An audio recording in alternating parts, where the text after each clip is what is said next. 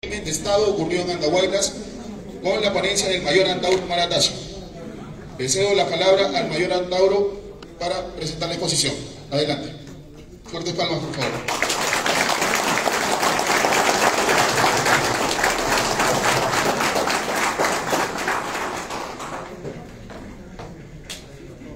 Buenos días, compatriotas de la región Tacna.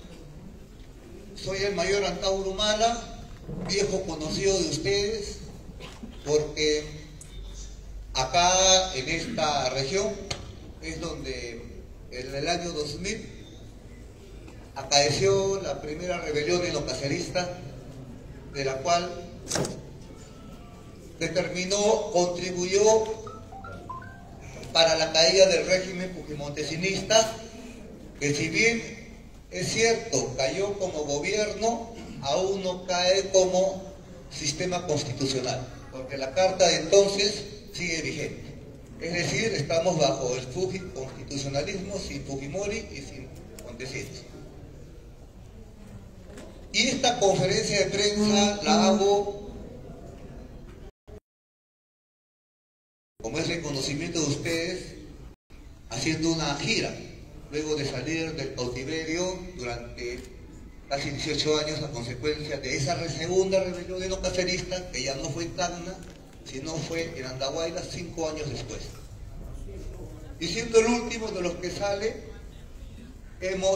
todo el conjunto de reservistas que participaron en esa insurgencia, a efectuar una gira por todas las regiones del sur que contribuyeron con sus efectivos reservistas en dicha rebelión. Entonces es una gira no electoral, sino es una gira, digamos, de agradecimiento político a todas las regiones del sur, y además también para denunciar, como hemos iniciado esa denuncia en Andahuaylas mismo, el crimen de Estado cometido en aquella ocasión. Y finalmente proclamar ante la crisis gubernamental, o más que gubernamental, ya de tipo republicano, que asola nuestra patria, proclamar ya la necesidad histórica de refundación republicana o el inicio de una segunda república sobre los escombros de la ya putrefacta y agonizante república globo neoliberal, regida por una constitución pro extranjera y autoría de un par de delincuentes, un apátrida extranjero como Fujimori y un traidor local como Montesinos. Dicho esto, estoy en condiciones de responder cualquier pregunta, y luego de responder la última pregunta voy a explicar con documentos lo del crimen de Estado. Y después de explicar lo del crimen de Estado, otra vez podemos dar a una ronda de preguntas referidos específicamente a ese tema. Muchas gracias, compatriotas. Estoy esperando las preguntas de la prensa tacneña. Gracias.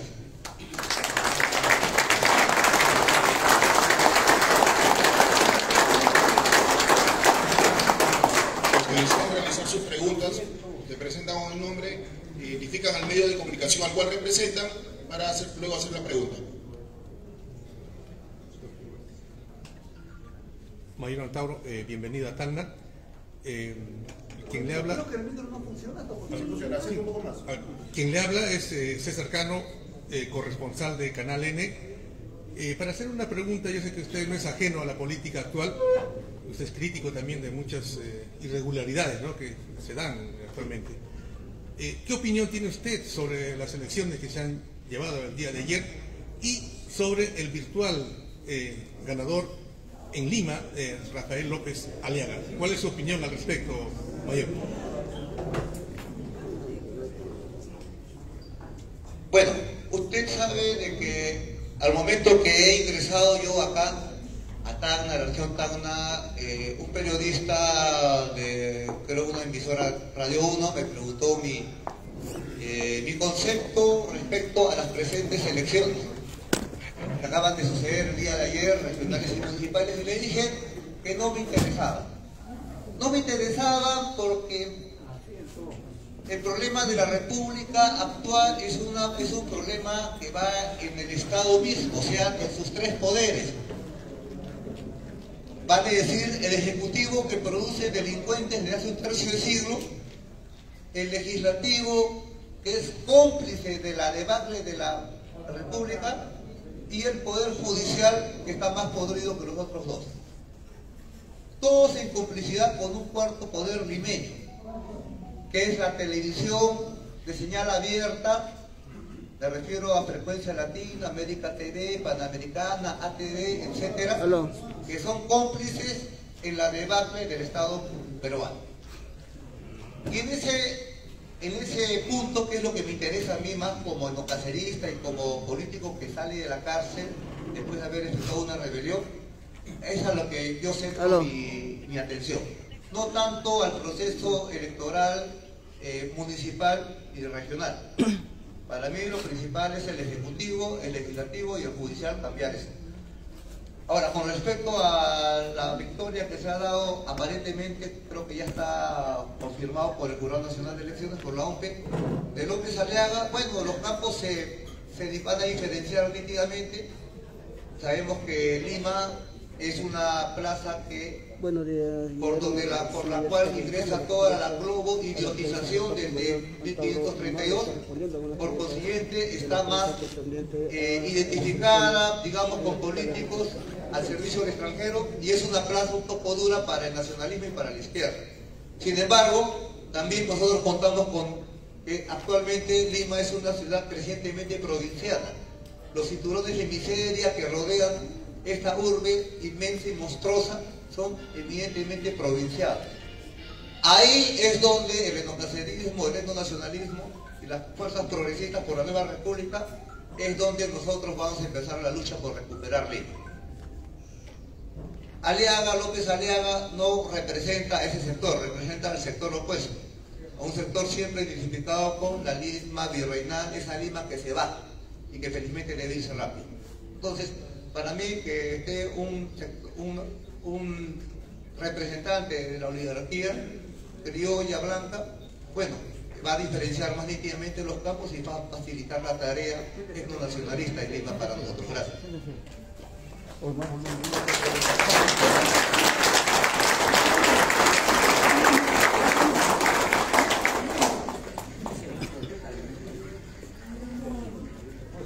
La siguiente pregunta.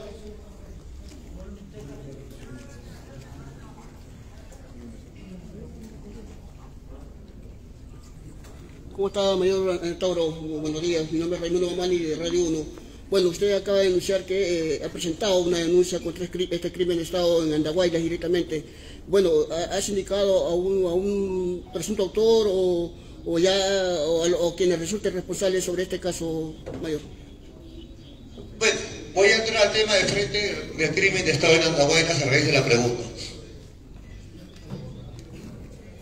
Compatriotas, uno hace una rebelión no para matar policías, se hace una rebelión para derrocar tiranos. Ese es el primer punto. En Andahuaylas hubo una rebelión, hubo un manifiesto político cuyas banderas son actuales. ¿Qué se pedía en Andahuaylas? Se pedía, primero, la derogatoria en el acto de la Constitución Fujimorista del año 93, una asamblea constituyente y la refundación republicana con el fusilamiento del alto mando montesinista de entonces. Esas demandas siguen vigentes. ¿Dónde está Toledo? Sabemos dónde está. ¿Dónde está Kuczynski? Era el ministro de Economía de Toledo en ese entonces. Sabemos dónde está. Y más antes, 5 años antes, en la rebelión que acaeció en Tacna, en Fuerte Arica, nos rebelamos contra Fujimori y Montesinos. Sabemos dónde están ambos.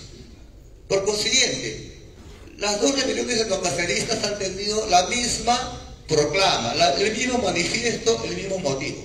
Que ahora que salgo del cautiverio 18 años después, siguen vigentes. Siguen vigentes.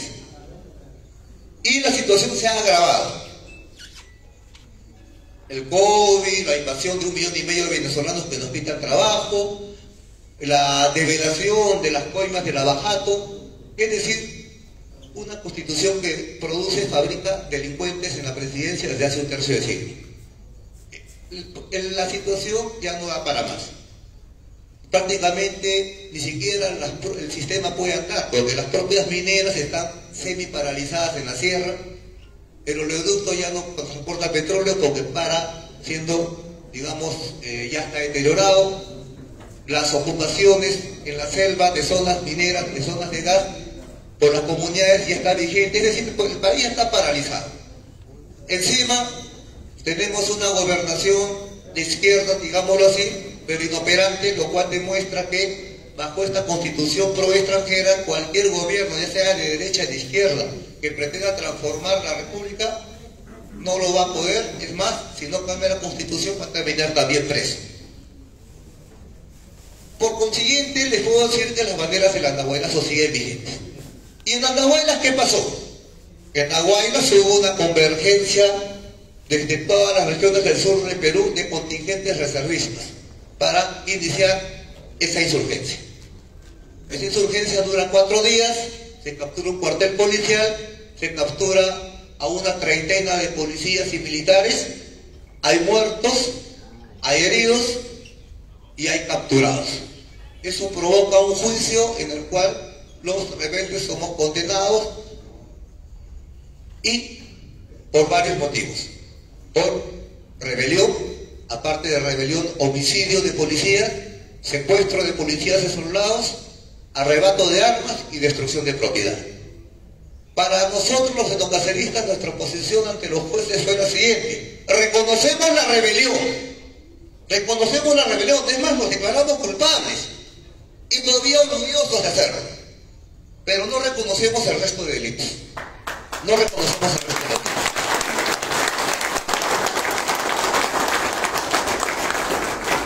Ahora bien, cuando suceden los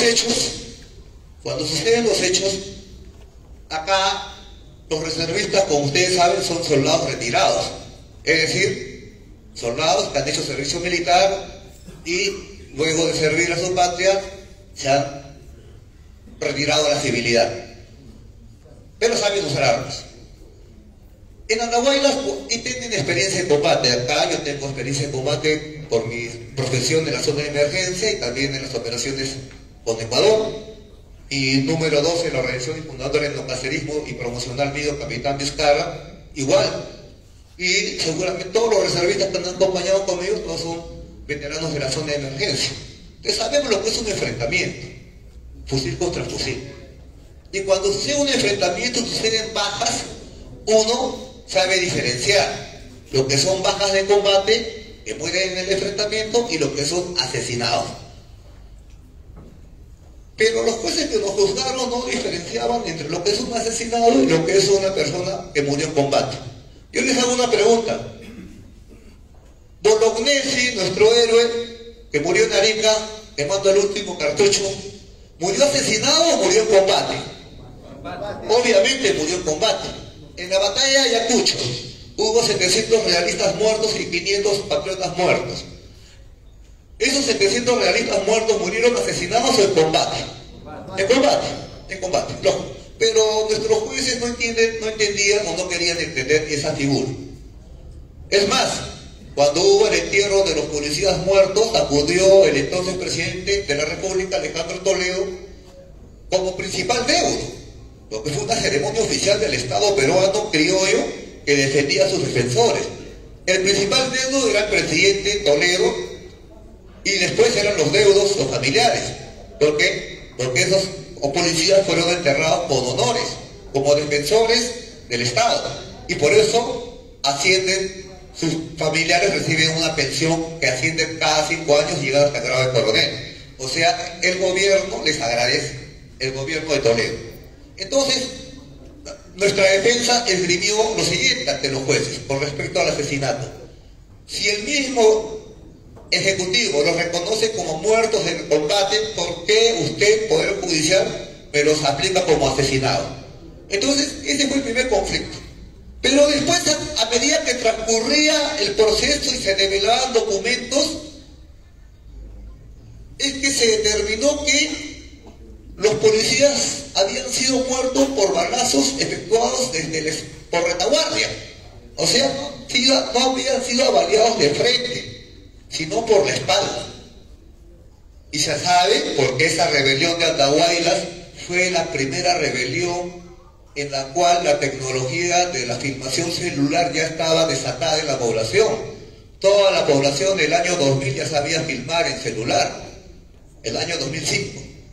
Entonces hubo 1 millón de filmaciones y muchos reservistas se salvaron con esas filmaciones porque mostraban una filmación de que ellos habían estado en otra barricada, porque en Andahuaylas hubieron barricadas y las barricadas se hacen para defenderse, no para atacar. Entonces, lo que llamó la atención a los peritos de la policía es la dirección de unos balazos y pidieron la reconstrucción de los hechos. A mis abogados y a mí también me llamó la atención, porque yo hasta entonces yo juraba que habían muerto en combate y que algunos de mis 200 reservistas que estaban armados había disparado en pleno combate y los había ultimado. Eso seguramente se sabría después, pero yo hasta entonces yo juraba que habían muerto en combate. Nunca se me imaginó que podían haber sido muertos por la espalda y por sus propios compañeros. O sea, un crimen de Estado. En ese entonces no se me imaginó. Nadie de nosotros sabía eso. Pero motivó que también mi defensa, mis abogados, se plegaran al pedido de los peritos policiales pidiendo una reconstrucción de hechos. Y los jueces, el Poder Judicial criollo, aceptó, dijo, vamos a hacer la reconstrucción, pero nunca lo hicieron. Porque si lo hacían,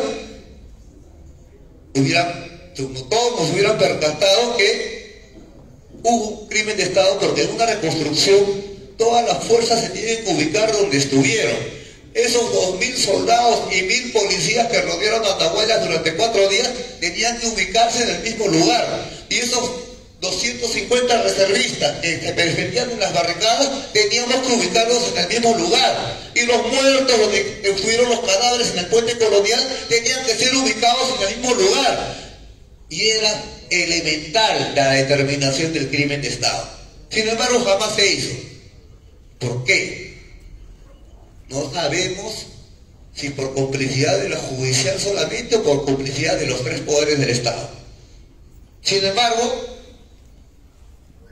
esos jueces que sentenciaron jamás conocieron Andahuaylas, jamás fueron a Andahuaylas. Es más, acá debe haber abogados.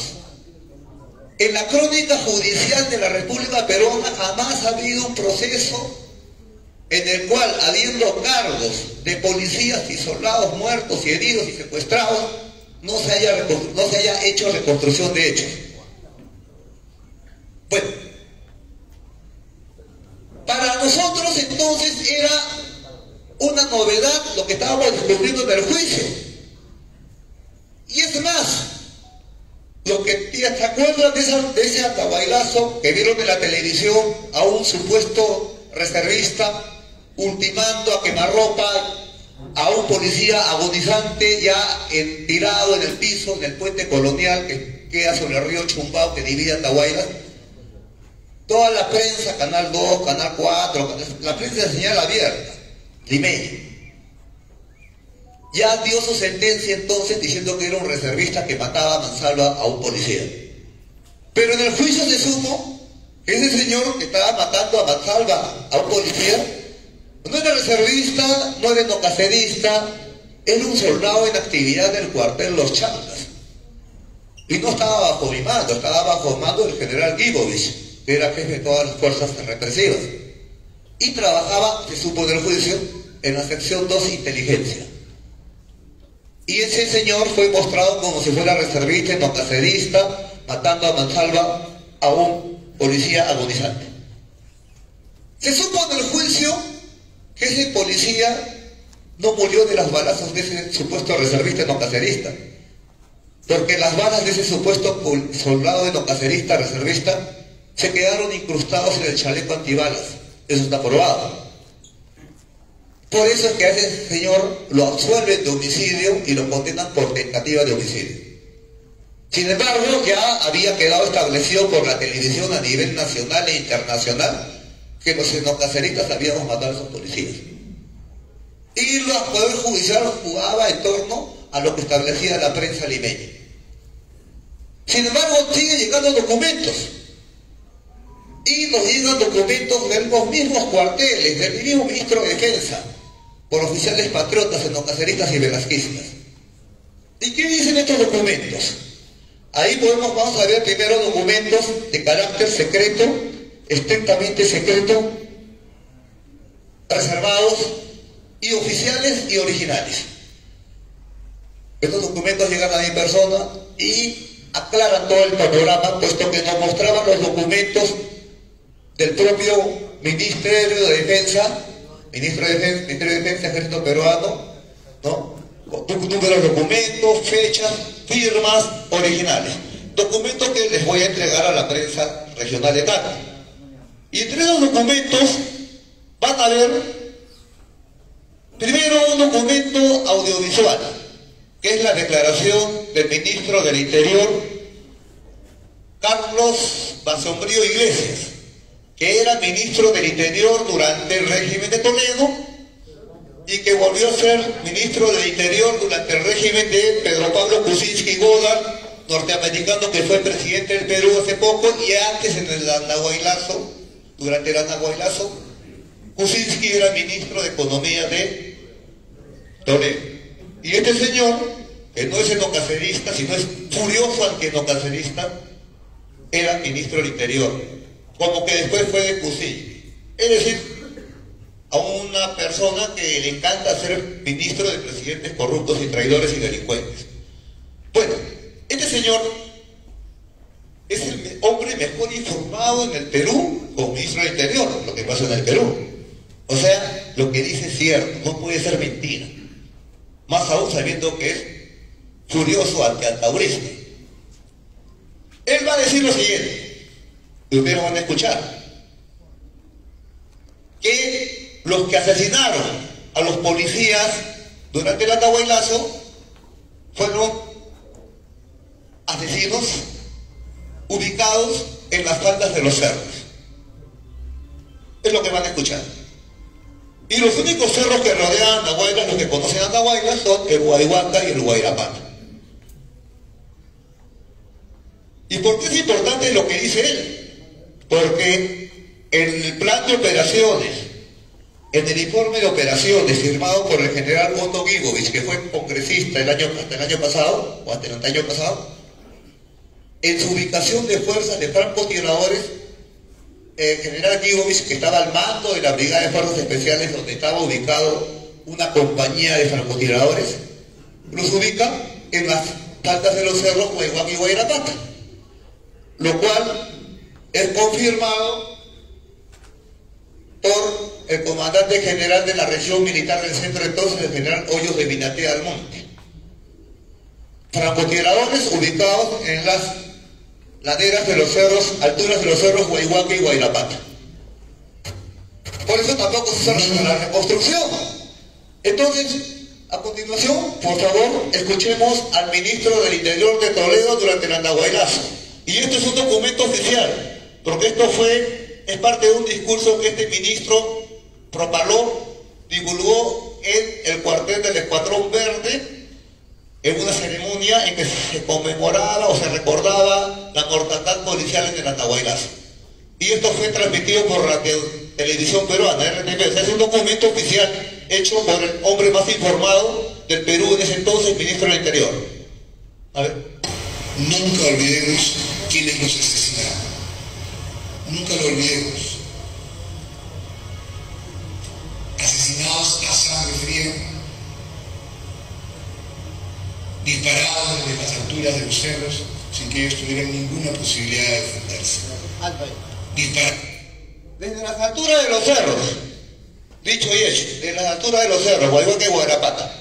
Ahora vamos a mostrar el documento firmado por el general Otto Gibovich, que fue congresista por Ancash en el congreso anterior, era comandante general del ejército, no, de la Brigada de Fuerzas Especiales durante el Andahuaylazo, y recibió una orden del ministro de Defensa Roberto Quiabra, actual congresista, y de Alejandro Toledo para develar la rebelión de Andahuaylas, llevando una compañía de francotiradores que él negó. En su momento él lo niega, diciendo que él llega con sus fuerzas de francotiradores y la brigada especial el día 2 de enero por la tarde, es decir, después de la matanza policial, porque la matanza policial fue el 2 de enero por la mañana. Sin embargo, vamos a mostrar documentos en que él se desdice y reconoce haber llegado desde el 1 de enero. Vamos a mostrar este documento.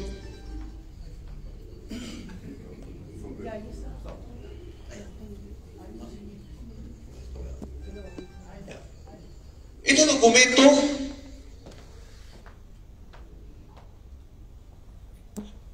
está, primero, ¿quién lo firma? Pues muéstrame la firma.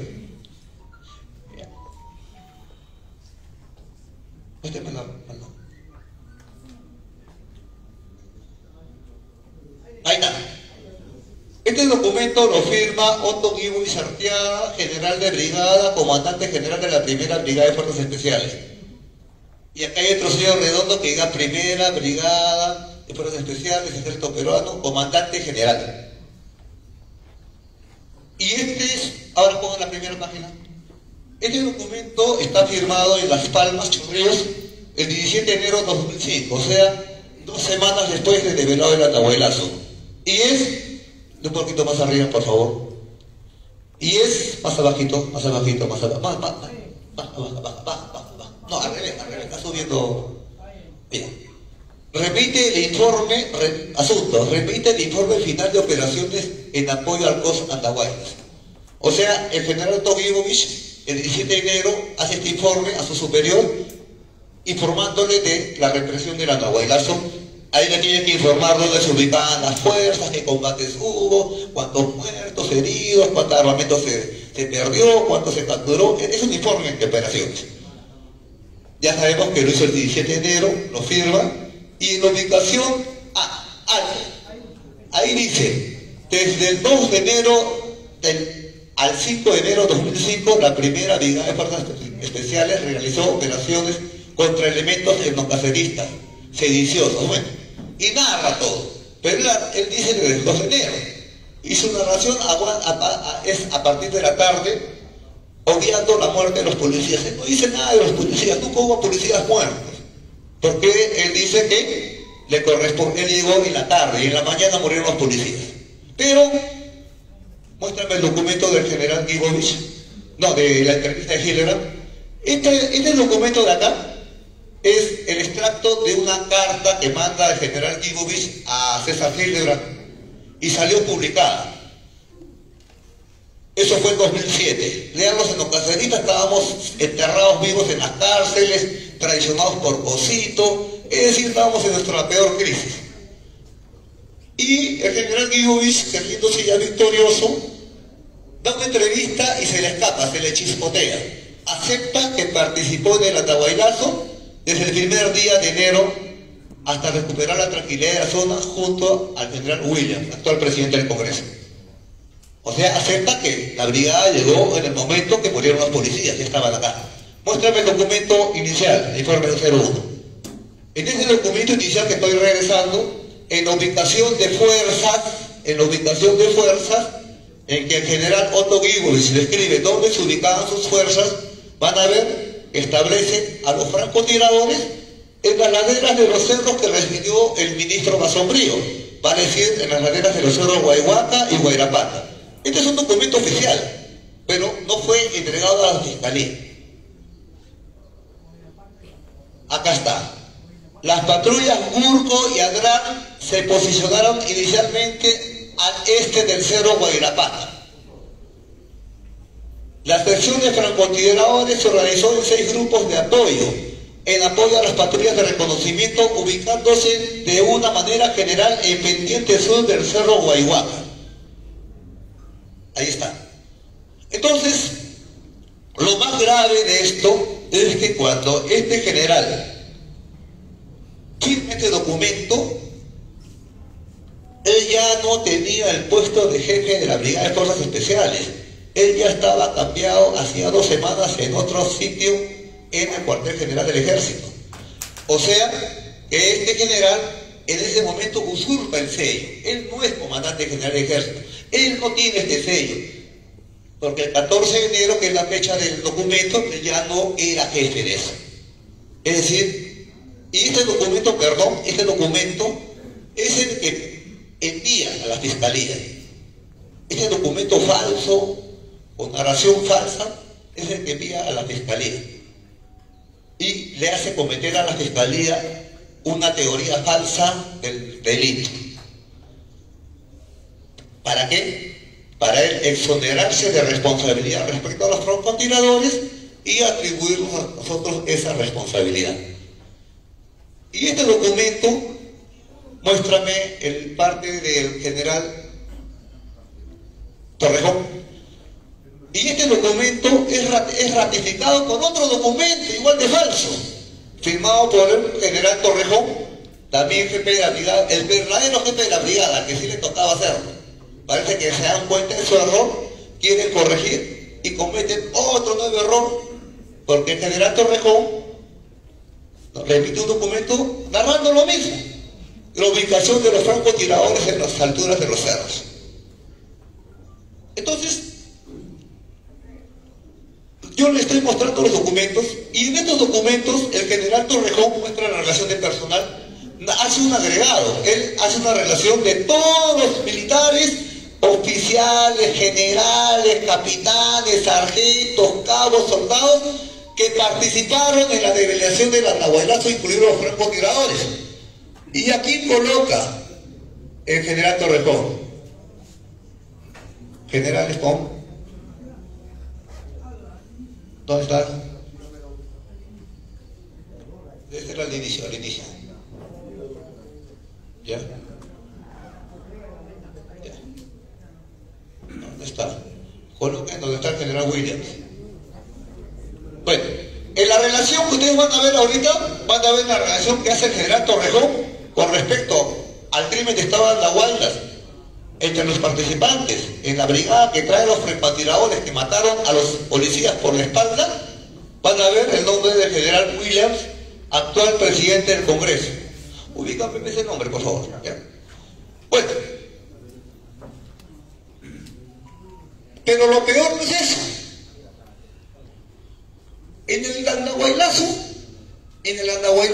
el que habla durante los 4 días que duró esa rebelión, no efectué ningún disparo, no apreté el gatillo, porque no tuve necesidad. Yo era el jefe. Dispararon todos mis reservistas, como Pancho Villa, claro que sí, al igual que todos los policías y los miles de soldados que nos rodeaban. Sin embargo, eso que yo no he disparado está probado. Soy el único que cuando le... ¿Apareció? ¿Apareció? No, perdón. Bueno, soy el único de todos los que participaron en el Andahuaylazo que no disparé. Mi absorción, que está en los documentos, por favor, doctora, me muestra el documento de absorción, ¿ya? Que sale negativa. Sin embargo, para el Poder Judicial, soy el único culpable, o sea, no tengo otro, o sea, todos han sido sueltos. Todos los enocaceristas han sido sueltos de homicidio. Todos, porque todos probaron, gracias a los celulares, que habían estado en otra barricada en el momento de la mortandad. Entonces, al único que no dispara, y aquí está, esta es mi absorción. Esta es mi absorción que me hace la policía cuando llego de Andahuaylas. Para los que no saben, para que al momento de pasar la absorción y determinar si una persona disparó o no disparó, la policía le hace una prueba. Le agarran un pincelito, un pincel, y le pasan un líquido por entre los dedos, en las 2 manos. Y ahí van a determinar 3 elementos: plomo, antimonio y bario. Para que se determine fehacientemente, categóricamente, que alguien disparó, debe estar positivo en los tres: en plomo, antimonio y bario. Ustedes deben saber que salir positivo en plomo no determina nada para la policía, porque el plomo es un elemento químico tan generalizado que existe en todos sitios: en el celular, en el micrófono, en la mesa, en el sombrero. Hay plomo por todos lados. Entonces, para la policía da un indicio nada más. Para estar confirmado, tiene que salir además positivo en antimonio y bario. No solo en antimonio y bario. Entonces, si una persona tiene además de plomo, antimonio y bario, ese señor ha disparado, no lo puede negar. En mi caso, como no había disparado, salí como todo el mundo positivo en plomo, pero fui el único que salió negativo en antimonio y bario. Acá está el documento. Negativo, plomo, negativo, antimonio y bario. Sin embargo, a pesar que en el resultado el perito dice el mayor Antauro no disparó, en la sentencia me cambian el no por el sí. Esta es mi sentencia, y pone sí disparó. Sin embargo, la asociación es negativa. Por consiguiente, siendo el único que no he disparado según la asociación, soy el culpable de los 6 disparos que mataron por la espalda a 4 policías por francotiradores en las pendientes de los cerros. Ahora, para nosotros, al confirmar esta situación que los francotiradores habían matado a los policías, pues eso se llama crimen de Estado. El crimen de Estado es cuando el mismo Estado elimina a sus servidores para obtener réditos u objetivos políticos. Y eso sucede en Andahuaylas. Y obviamente a todos nosotros nos pareció descabellado, nos pareció increíble. No, esto no puede pasar en el país, esto no pasa en el Perú. ¿Cómo puede pasar un crimen de Estado? Sin embargo, pasa. Y haciendo un poco más de historia nos dimos cuenta que 5 años del Andahuaylazo también hubo un crimen de Estado, pero pasó desapercibido porque por lo menos cayó la dictadura fujimontesista. Pero los que tenemos edad madura, nos acordamos que en la marcha de los 4 suyos contra Toledo, que fue en marzo del año 2000, fue dinamitado el Banco de la Nación y quemado, y ahí murieron 6 trabajadores del Estado, del Banco de la Nación. Y después se supo, porque en ese momento se acusó de homicidio a los organizadores de la marcha, y muchos tuvieron que huir, entre ellos Alejandro Toledo, que se fue a Argentina. En ese tiempo nadie sabía que Toledo era una rata, en ese tiempo nadie lo sabía, pero hubo un crimen de Estado. Y recién cuando cae la dictadura se supo que fue el CIN de Montesinos, o sea, el Estado, porque el CIN pertenece al Estado, al Ejecutivo, fue el que mató a sus servidores para denigrar a la oposición política. Típico crimen de Estado. 5 años después sucede eso en Andahuaylas. Y ahora sabemos que, porque las investigaciones de Lavajato así lo establecen, está comprobado con fechas, lugares, quienes participaron, pruebas, que 6 semanas antes del Andahuaylazo, en una suite de Río de Janeiro, en el Hotel Marriott, se reunieron Alejandro Toledo, Joseph Maiman, Adidan O, Jorge Barata y Marcelo Odebrecht, lugar y ocasión en la que se pactó la coima de $34 millones por la Interoceánica del Sur, entre otras coimas más. Por consiguiente, 6 semanas después, cuando Toledo, ya con esos millones de dólares en cuentas secretas de paraísos fiscales ya en su poder, sucede una rebelión efectuada por reservistas, licenciados, militares, que lo acusaban de felón, lo acusaban de traidor, de corrupto, y sacaban un periódico que era muy leído particularmente en las tierras sur del país. Bueno, Alejandro Toledo entra en pánico, y su primera reacción es pensar: ¿y si le hacemos un crimen de Estado a estos locos, así como me lo hicieron a mí 5 años?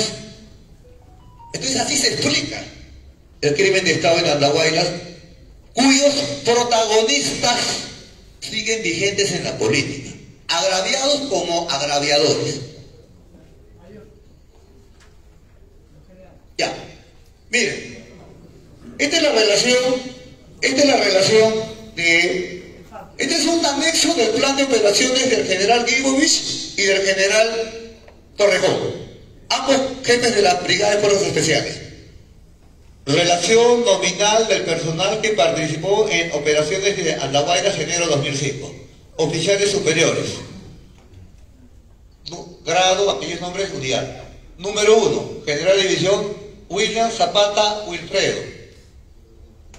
Número 2, general de brigada Otto Guibovich Arteaga. Es decir, el oficial que tenía más antigüedad en el ejército, en la revelación del Andahuaylazo, en que hubo el crimen de Estado por francotiradores encuadrados en la Brigada de Fuerzas Especiales, según documentos oficiales que no fueron presentados a la Fiscalía y que yo estoy presentando ante ustedes, está el actual presidente del Congreso de la República.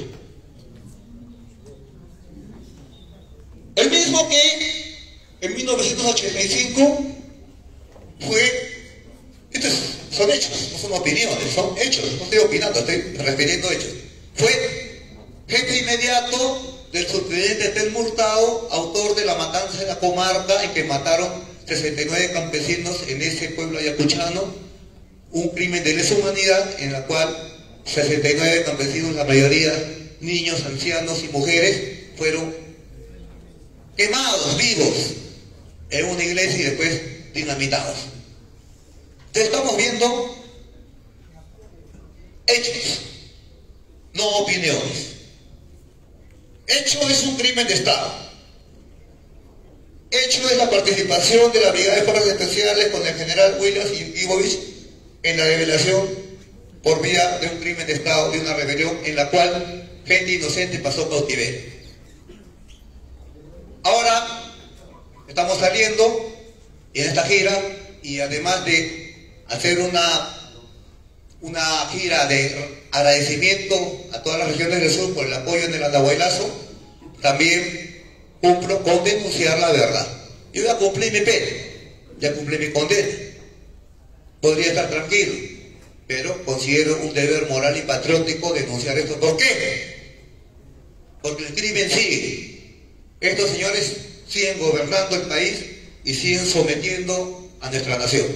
Entonces ya, más allá de lo personal mío, ya es una situación política, que a nosotros nos dan la llave electoral para lograr un triunfo histórico, porque lo que pasó en Andahuayla está pasando todos los días en el país.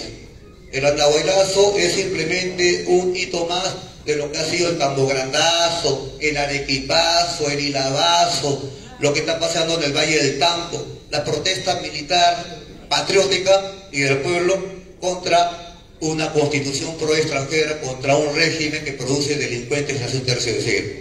Por eso también es mi presencia acá, la necesidad de proclamar compatriotas una segunda república. Y la segunda república tiene que arrancar con la derogatoria inmediata de la constitución fujimontesinista, origen del mal en el Perú.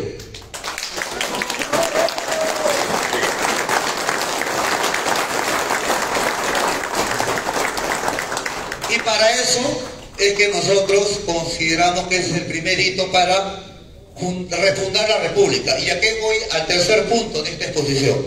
¿Por qué consideramos que es necesario refundar la república y cómo hacerla?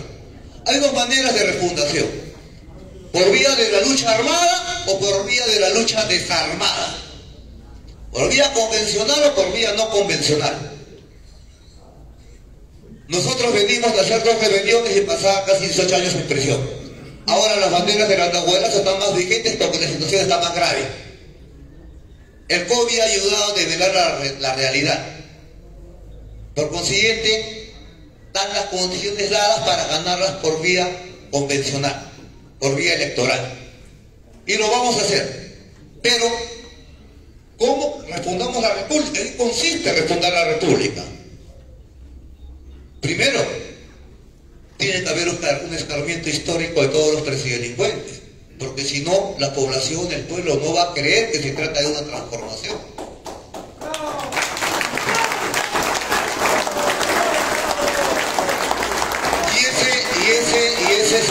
momento histórico técnicamente implica la pena capital.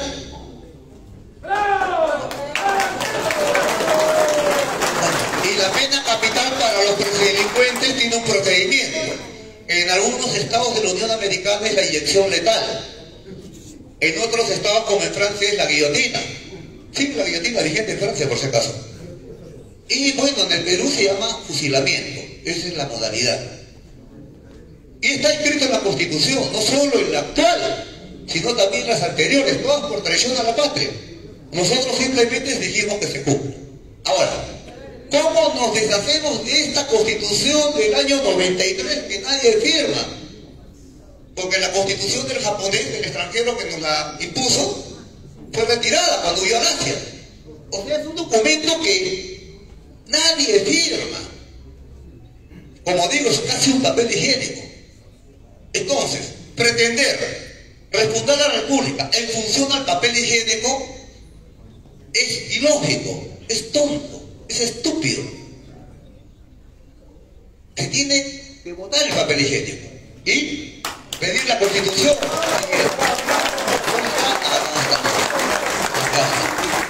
Entonces, con la Constitución anterior, ¿cuál es? La del año 79.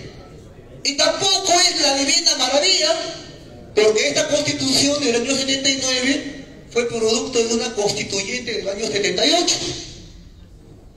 Acuérdense de la historia, en ese tiempo gobernaba Morales Bermúdez, el traidor de Velasco. Pero por presión popular, tiene que convocar una asamblea constituyente para entregar esta Constitución. Y cuando convoca esa asamblea constituyente fueron 100 constitucionalistas.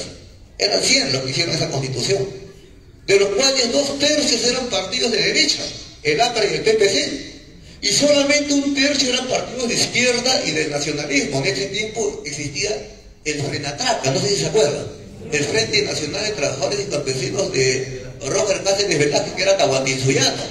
Bueno, ese era etnonacionalista, fue un precursor del etnonacionalismo, digámoslo así. Entonces el etnonacionalismo más la izquierda era 1/3. Y ese etnonacionalismo más la izquierda, que fue 1/3, fue heredad de Velasco. Se desarrollan gracias a Velasco, a pesar que la izquierda fue ingrata con Velasco. Pero gracias a él se desarrolla y logran tener 1/3 del electorado, con el etnonacionalismo del FRENATRACA.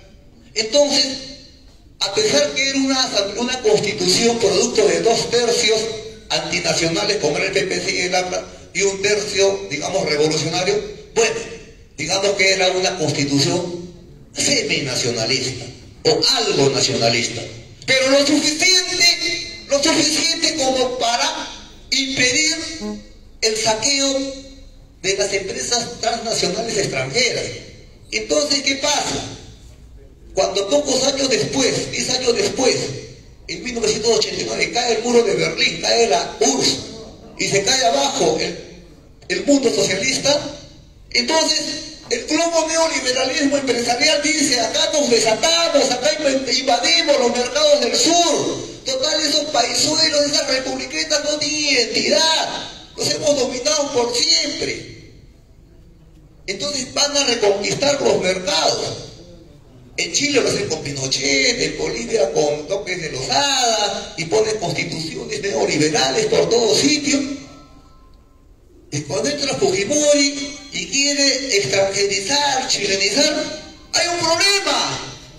Los candados que ponía esta constitución seminacionalista, pocos pero efectivos, e impedía el libre saqueo extranjero. No se podía saquear con la constitución seminacionalista del 79 por esos candados velasquistas. Entonces, ¿qué mejor? Autogolpe, 5 de abril, y comenzó el saqueo, pero con el papel higiénico. Con este papel higiénico lo están saqueando. Esto demuestra por qué estamos así. Entonces, para nosotros es fácil desconocer el papel higiénico y amparar nuestra Constitución en su último artículo, que es el artículo número 307. Aquí está. Miren lo que dice. Esta es la llave jurídico-constitucional para cambiar la República, a menos que querramos hacer una tercera rebelión. Pero mientras lo pensamos, agarramos esta llave jurídico-constitucional. ¿Y qué dice? Este es el último artículo de la Constitución Seminacionalista del año 79. El artículo 307, disposición final.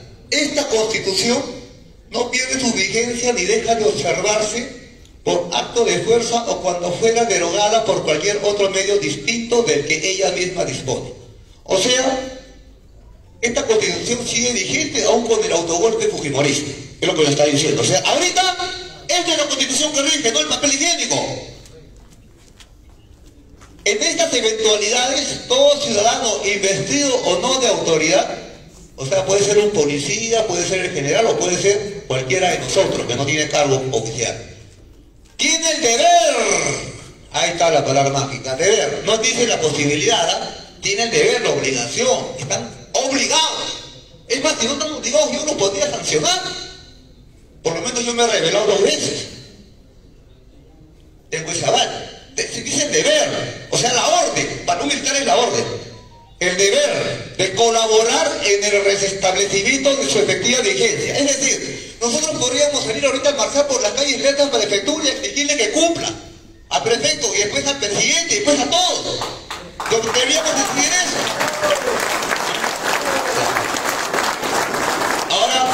Ahora viene algo más bacán, digamos así.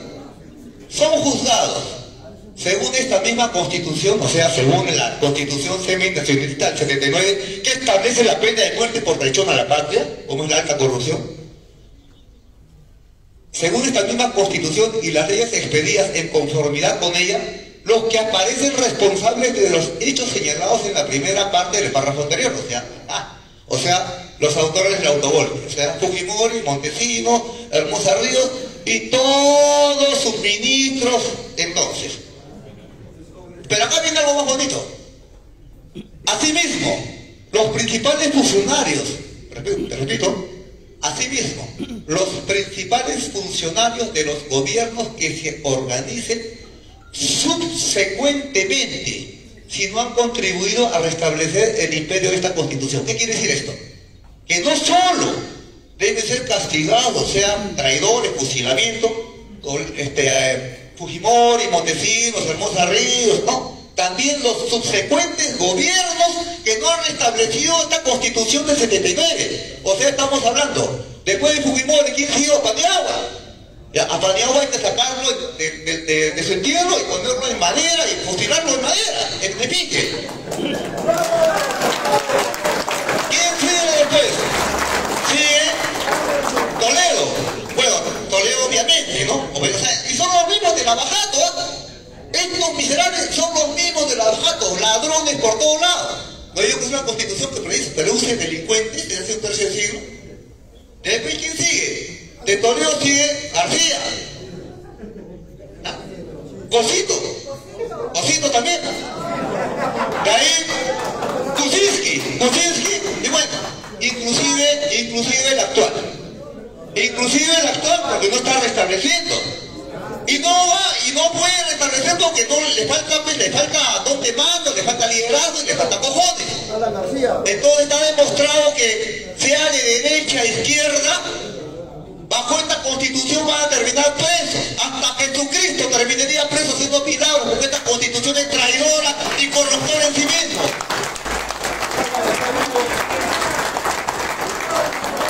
Asimismo, los principales funcionarios de los gobiernos que se organicen subsecuentemente, si no han contribuido a restablecer el imperio de esta Constitución, serán sancionados. Y miren lo que dice finalmente. El Congreso puede decretar, mediante acuerdo aprobado por la mayoría absoluta de sus miembros, la incautación de toda o de parte de los bienes de esas mismas personas y de quienes sean enriquecidos al amparo de la usurpación para resarcir a la República de los perjuicios que se hayan causado. Es decir, un gobierno patriótico y nacional y realista que esté convencido de que hay que cambiar la República, tiene que aplicar esto. Y lo vamos a aplicar. Ahora, acá tiene que escarmentarse históricamente a la clase criolla mal gobernante. Entonces, En esta Constitución está establecida la pena de muerte por traición a la patria, en tiempo de guerra externa e interna. Tuvimos guerra externa, conflicto de CENEP. Hubo guerra interna, la guerra interna. Entonces, ahora, la pena de muerte está establecida y muchos me dicen, pero mayor, estos presidentes eran corruptos, pero ¿cómo los va a involucrar a la pena de muerte? Porque la pena de muerte es por traición a la patria y estos están por corrupción. Entonces para nosotros es sencillo, es simple. La corrupción de un presidente no es igual a la corrupción de un mototaxista que le estafa con 5 soles a una ama de casa, obviamente, ¿no? Es como la corrupción de Pedro Castillo, que es un ladrón de gallinas, un tipo Paco Yunque, que por $20.000 lo quiere meter preso cuando Pedro Pablo Kuczynski, que teniendo un currículum sobresaliente, se lo va a $20.000 millones, ¿no? Esa es la gran diferencia, la pequeña gran diferencia. Entonces, para nosotros, la alta corrupción presidencial, lo estamos hablando de la corrupción lavajatista, por ejemplo, es una figura de traición a la patria. Es la extensión de la figura de traición a la patria que se condena con pena de muerte. ¿Por qué? Porque la patria, la nación, aparte de la población, también es el territorio. Y nuestro territorio tiene fronteras horizontales que van de Tacna a Tumbes, de la Amazonía al océano, como que también tiene fronteras verticales, de arriba abajo. Espacio aéreo, donde circulan nuestras líneas aéreas y las ondas electromagnéticas de señal abierta, canal 2, 4, 5, etc. El suelo, que es nuestro agro, el subsuelo, que es nuestra minería, nuestro gas, nuestro litio, nuestro uranio, nuestro oro, y el mar territorial. Y entregar la frontera vertical de manera ignominiosa al extranjero es tan grave como entregar la frontera horizontal. Es decir, entregar Tumbes es tan grave para nosotros como entregar nuestro oro, nuestro petróleo, nuestro gas al saqueo extranjero y de transnacionales. Entonces, si esto han hecho los presidentes, también entregando el tesoro público, esto es traición a la patria. Han atentado contra la frontera vertical en tiempos de guerra externa e interna. Por consiguiente, corresponde pena capital. Eso se llama escarmentar históricamente a la clase política. ¿Por qué? Como siempre digo, la principal escuela de moralidad de un pueblo es el ejemplo del gobernante y no la parroquia, la escuela, etc. Compatriotas, la Segunda República es, digamos, producto de un saqueo constante de un tercio de siglo y ya viene por inercia. Es decir, ya hay un consenso entre la opinión pública que es necesario derogar la Constitución fujimontesinista y neoliberal y pro extranjero. Contra esta Constitución, contra esta republiqueta, ya han habido 3 insurgencias militares en un tercio de siglo. La insurgencia militar del general Jaime Salinas, el 13 de noviembre del 92, que terminó con oficiales presos en cautiverio, etc. La primera rebelión etnocacerista, que fue en Tacna en el año 2000. Las 2 primeras, tanto la del general Salinas como la que fue en Tacna en el año 2000, fueron amnistiadas por el Congreso de la República. Y la tercera insurgencia ha sido el Andahuaylazo.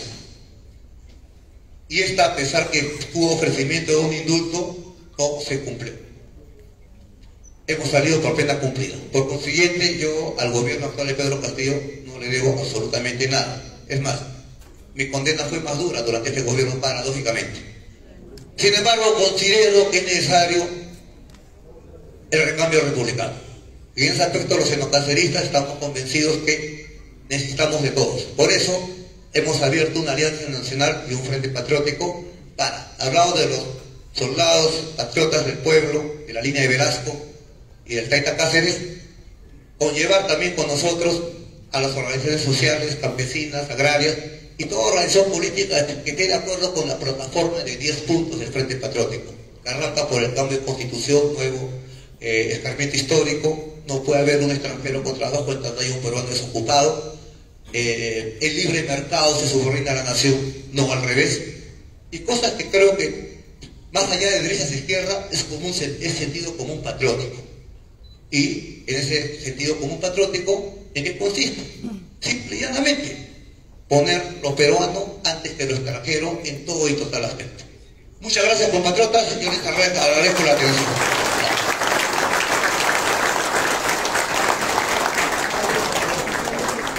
Antes de despedirme, quiero hacer referencia a la fecha actual, 3 de octubre de 1968, un aniversario de el surgir de Velasco, de general Juan Velasco Alvarado, general de los pobres de nuestra historia.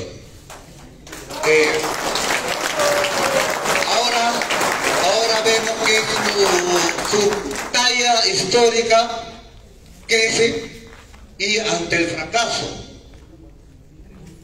de la República, globo neoliberal pro extranjera, el valor de Velasco se acrecienta.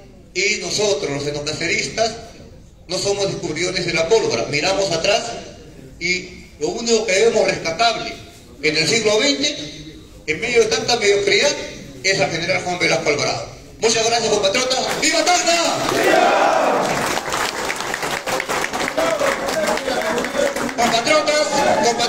Compatriotas, por favor, mañana yo estoy en una gira y de acá corresponde ir a Moquegua y Arequipa, pero mañana yo me estoy despidiendo de esta región Tacna que siempre me ha sido tan querida y tan inspiradora. Mañana estoy convocando a un mitin en la Plaza de Armas.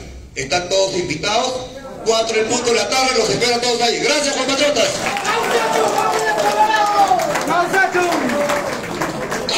¡Juan Velasco Alvarado! ¡Viva el galerismo! ¡Viva el Mayor Tauro! ¡Viva Tacna! ¡Viva el Perú!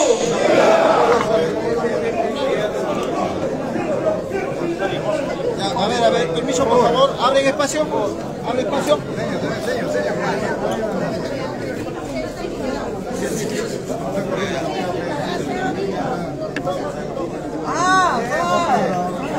Adelante, Guillermo. Mayor, vamos. Bueno, no se montones, señores, ya, no se montones. No, el motivo que hemos estado en la lucha contra este crimen de Estado, hay esta conferencia a la prensa al lado, Gracias. Mayor.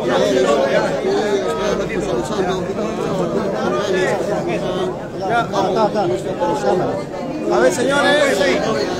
¿Qué quieren ir? Muy bien, salimos. A ver, abre espacio, amigo.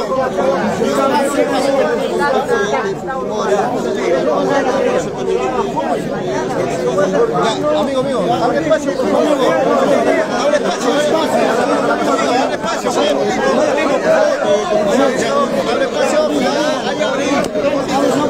Avance.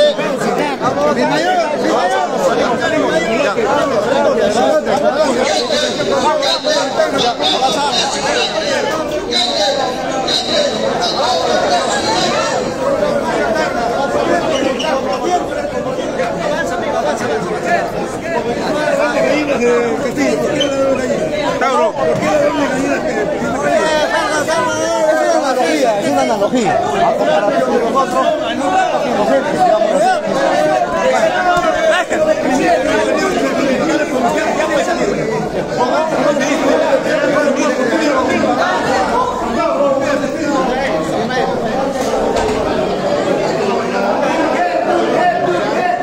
restitución de la Constitución del 79, regulación de la Constitución del 93, sabores,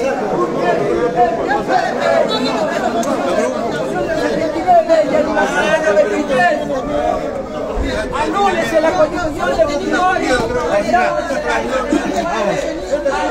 la Constitución de Fujimori,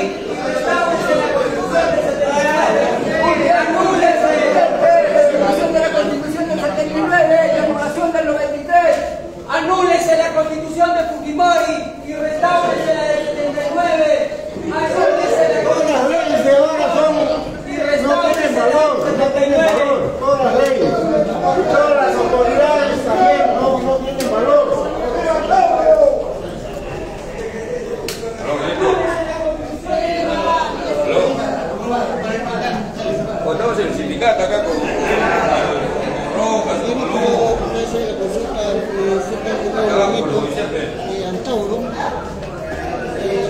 Ya, ¿qué dice? Su nombre, conforme el movimiento. Ya, ¿qué tenemos? Bueno, no se podía sentar con frente a Guillermo, el personal de reservistas. Bueno, realizaron un cordón y no se pudo acercar al mayor Guillermo.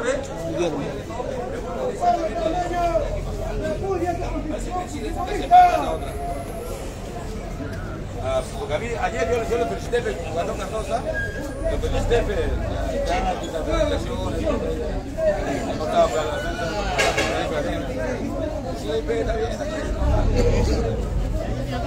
sí, es lo que han indicado en su alocución el mayor Tauro, lo que sí, bueno, da a entender que ha formado un nuevo movimiento que tiene como siglas su nombre, Guillermo, y bueno, también ha dado a conocer de que el motivo de que ha presentado esta denuncia en el mismo Andahuaylas sobre este crimen de Estado, el cual él, bueno, fue incriminado ayer.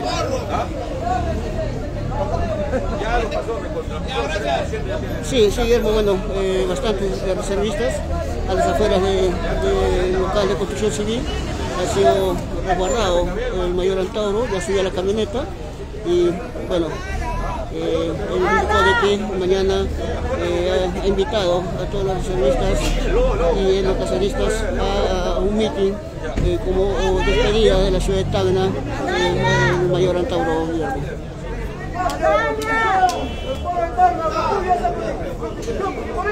¡Asamblea Constituyente, carajo!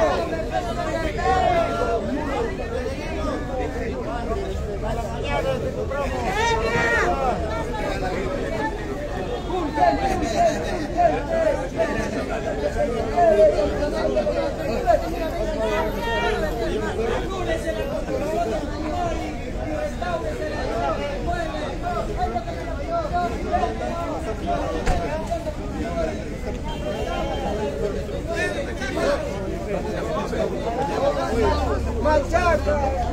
¡Viva la